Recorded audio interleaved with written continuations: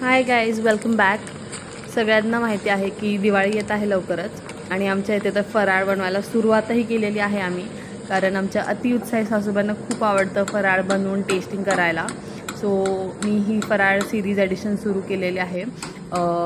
Episode 1मध्ये आम्ही बनवलेला आहे मक्याचा चिवडा, जिथे सगळे मकाचा चिवडा आम्ही फ्राय केलेला आहे. चना डाळ फ्राय केलेली आहे.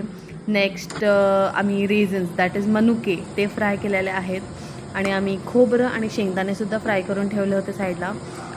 माझा हा फेवरेट चिवडा आहे बिकॉज खूप टँगी आणि पिठी साखर टाकून आंबट गोड किंवा तिखट गोड असा चिवडा हा बनतो.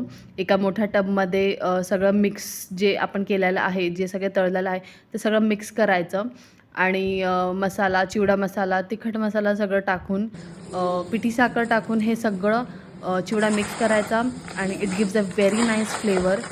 आणि इथे माझ्या दीदींनी सगळं ते मिक्स करून खूप मस्तपैकी हा फराळाचा चिवडा बनवलेला आहे.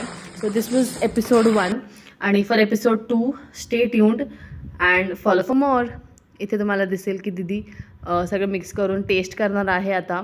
आणि she herself is a very nice cook आणि खूप छान छान फराळाचे पदार्थ बनवती. So you will see in the next episode अजून एक चिवडा बनवणार आहे आम्ही. So stay tuned and follow for more.